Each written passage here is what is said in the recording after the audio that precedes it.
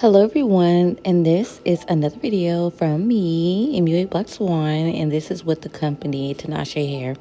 They sent me a deep wave wig and some goodies in the box. They sent me a stocking cap, a little instructions guide, one of their cards giving out all their social media information, a bonnet, some really cute lashes. I'm not wearing the lashes on the video, but yeah, they're actually pretty cute. So to start the install of the hair, this time I'm going to go through a little more detail. So don't worry about my edges. So I'm just taking some eco gel and I'm going to brush down these little frizzies to make sure that they're out the way, and I get a cleaner install when I put on the stocking cap. Like there's no hairs in the way. So I'm going to go ahead and put the stocking cap on. I'm stretching it out so it lays down flat. There's no bunching. Of course, you got to cut the ears out so the sides of the cap lay down smoothly so you can get the whole behind the ear effect, you know. And also, it's been really windy outside, so, you know, you don't want to get any surprises. You don't want to get any peekaboo issues if the wind kicks your wig up. Like if the wind's blowing in your face, you want it to look seamless. You want a Beyonce type of issue going on, you know. So with the freeze gel, when I'm spraying the freeze gel on, I make sure I do rub it in so it's completely penetrating the stocking cap. So when it dries, it is stuck to my head. So I'll go ahead and do that. Sometimes I'll do 2 layers where I'll do 1 layer of the spray and then let that dry, not to the point to where it's like super hard, but I'll let it dry up, and then to the point to where if I put my hands over it, I won't feel any residue, and then put a second layer. But that's optional. It depends on how long I'm going to wear the wig. If I know I'm going to wear it for a few days, which is like no more than 3, then I'll go ahead and do 2 layers, because that means I won't have to do as much maintenance every morning. Like I won't have to re-glue anything down. Everything's secure. And so now I'm just going through the wig and I'm cutting it off since everything is dried up completely. I am slowly cutting away at my frontal. And using small scissors helps the most. So if you have any like small shears or even the large eyelash cutters, I guess you can get like at the drugstore, the mini scissors, that helps a whole lot because you can really get close to the scalp. The point is for you to go along the border of your hairline as close as possible, and then also trimming that edge and getting all that extra stocking cap cut off as much as possible. Like you don't want any pieces of the stocking cap sticking up. We need all that to lay down seamlessly. So you see me pulling it up, cutting it away, slowly, like I'm edging towards my hairline. Okay, so when you're comfortable with how that looks, like mine's not perfect, but it's close enough to know to where I know that I can lay it down smoothly enough when I apply the wig glue.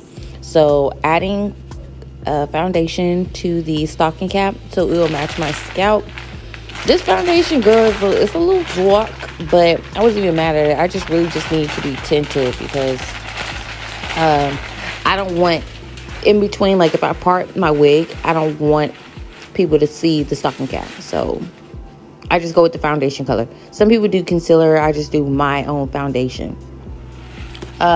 So they packaged the wig up pretty nicely. They had the inside insulated, and then they had a mesh cap on it.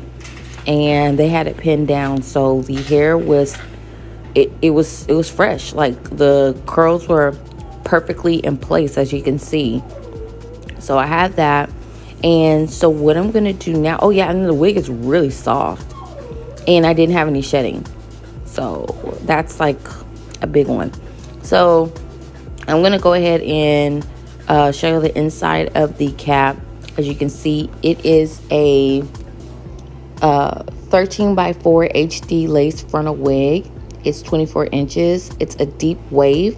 And then also right now they have a buy now pay later option. right now, but that's what this company does. So you can do that and then use the code capital LWIG02, and you can get 10% off of your purchase. So this is how the HD lace looks like on my head. I am measuring it out to make sure that the stocking cap underneath is not going past the wig's hairline. I'm going to go ahead and part the wig a little bit just so you can see that the stocking cap underneath is invisible, because that's what you really want. You don't want the wig to be cute and then your stocking cap mess up, you know, the aesthetic.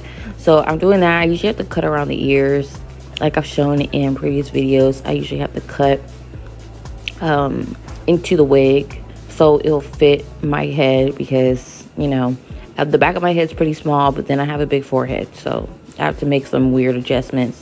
But don't be afraid to cut the wig and play around with it as much as possible, because I remember when I first started getting wigs, I was really afraid to cut into the wig. And then my wigs, they were pretty, but the way they laid on my head looked so janky. Like, it looked super wiggy. Like, people knew it was a wig, but it just looked extra wiggy.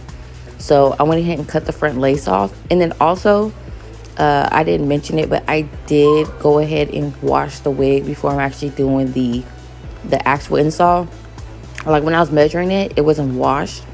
But now it's like right after it's been washed with shampoo and conditioner. So now I am putting on my version of a generous amount of Wig Glue. I like to use Ghost Bond, and then I'll take a clean rat tail comb to smooth that out. You can use popsicle sticks. I know a lot of people like to use popsicle sticks for this part, because if you do use your comb, you do need to go back and clean off the glue off of your comb. You don't want to ruin your combs. Okay, so I could have let it dry down a little bit more, but I've noticed, you know, long as it's tacky enough, the wig will stay. And yeah, I'm just making sure it is pulled, but I'm not like stretching the wig out like too hardcore. I'm just trying to make sure that it's stretched out enough so it covers, it goes in front of my ear, so, you know, like I said earlier, I could tuck it back. So the install of the wig was very, very easy. I'm gonna go ahead and wrap it up, and then when it dries down, it will be, how can I say, it'll melt. It would have melted, and then also you're not gonna see the white glue anymore. So that's the only part that that I kind of do, that I know a lot of people are just like, they don't like it because it looks a little messy. But I don't have any problems with it. I don't have any problems with kind of jumping the gun on laying the wig down while the glue is still a little wet. I don't wait till it to get all the way tacky, but whatever. Okay, so now that the wig is secured down, that's when I do the baby hairs.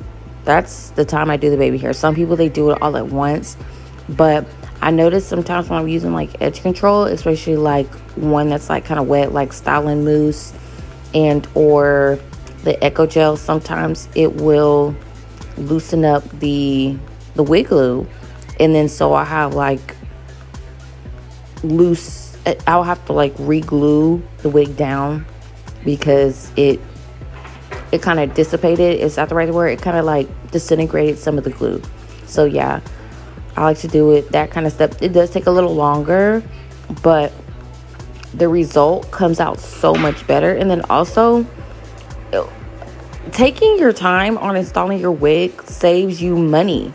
When you know how to, you know, pack your patience and go ahead and do it correctly, take your time, take a little longer on the steps, then you're not going to have to spend as much money getting somebody else to do it. Because, girl, these hairstylists, like, I'm not about to pay $150 for somebody to do this right here that I'm doing right now. It did take me a while to get the hang of it. Do not get me wrong, because if you go back on my videos, you can see it was a struggle. And then even now, some of my videos, it looks like a struggle, but I still rather be struggle bus and have that 150 in my bank, $200 in my bank, and then keep just working on it and try to get better at it. So half the time it does come out pretty good, especially when I really take my time and let the products dry up and cut the wig properly, and I don't rush myself. So if I have somewhere to go, I do not do this on the day of. If I do have to do it on the day of, I do it early in the morning. I try my best to give myself enough time to not be rushed when I'm installing it, because every time I'm in a rush, it comes out like crap. So yeah, I mean, if you have the money to spend on getting somebody else to do it, that's great. But me personally, I'd rather that go towards the outfit, or getting my nails done, or a pedicure, or buying one of the babies a cute outfit off of Shein or something like that. Not sponsored the house, but yeah, like, I just rather save my money if I can. When it comes to the baby hairs, I know a lot of people are just like, I don't know what to do with the baby hairs. Sometimes, girl, I don't know what to do with baby hairs. I don't understand it. But I find that it's easier for me to, you know, graph out the baby hairs, where to cut it, where to place them.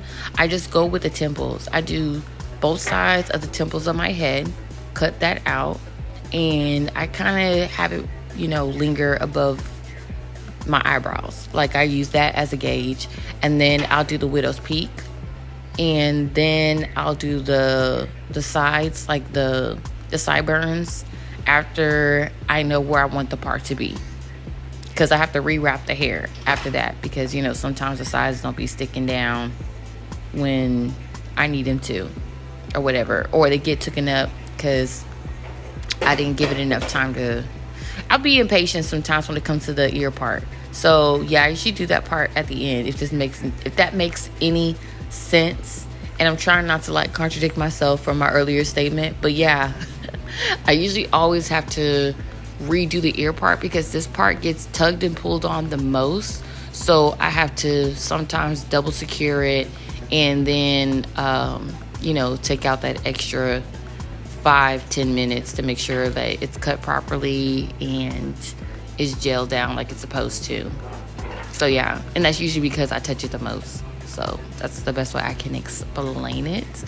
So as you can see right now, cutting it where like the shorter hairs are towards my face and the longer hairs are, no, I got that wrong. I do the shorter hairs by the ear, and the longer hairs cut are going to be near my face, just so it can have that little swoop effect.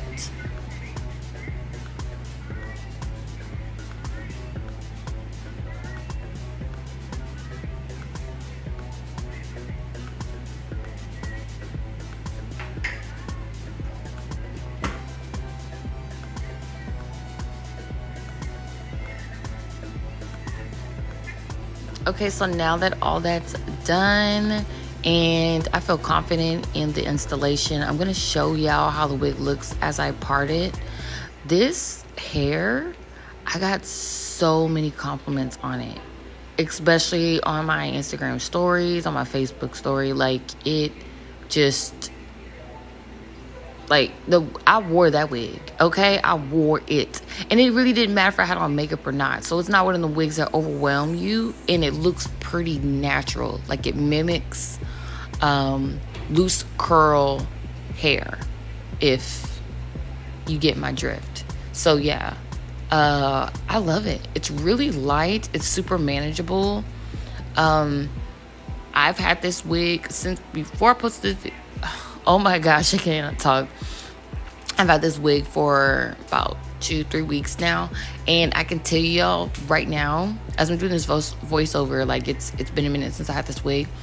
The shedding has been super minimal, especially since it's like a deep, a wavy or curl wig, because usually when you get like some type of wave or curl pattern, you get a lot of shedding with it.